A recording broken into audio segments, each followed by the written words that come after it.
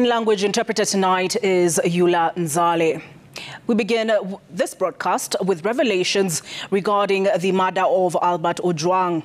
Exclusive CCTV footage that Citizen TV obtained corroborates a Mbagathi Hospital report that stated that Ojwang was dead at the time of arrival at the hospital.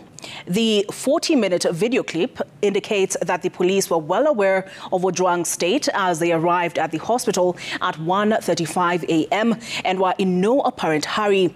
They took him inside the facility 24 minutes later with no medic helping the police officers move his body from the police van into the building, where they only stayed for 10 minutes before his body was taken back to the vehicle.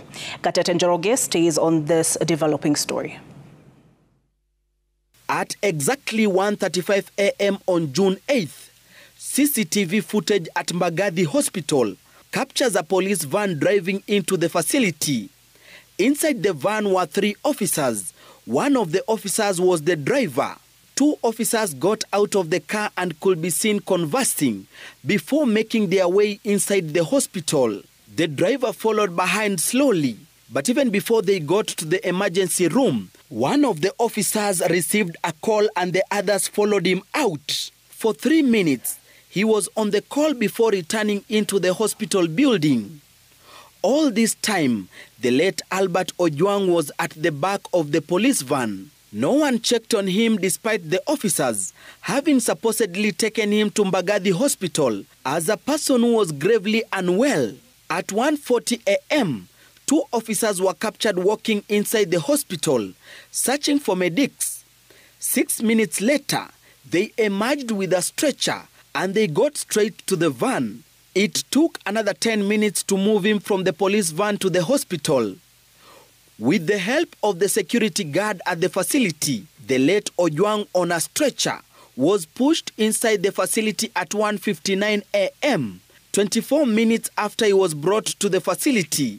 Inside the emergency room, Ojwang only stayed for 10 minutes, those in charge confirming the worst. The suspect was brought in dead.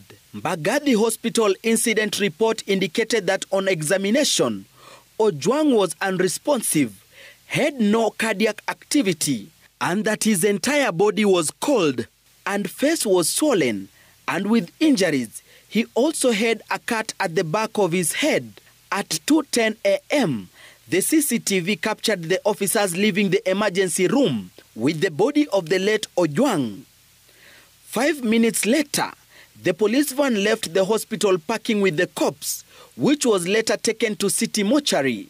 Why were the officers not in a hurry to ensure he was attended to?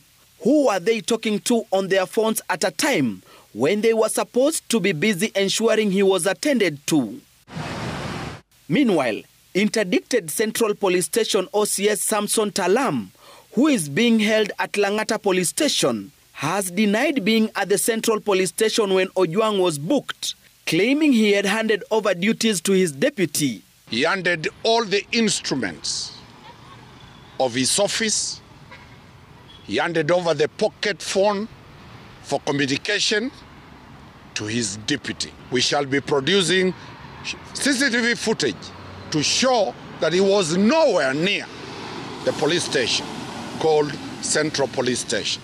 The lawyers who have also disputed the claim of Talam interfering with the CCTV say they will move to the High Court to challenge his prosecution, claiming he is being framed. Gatete njoroge,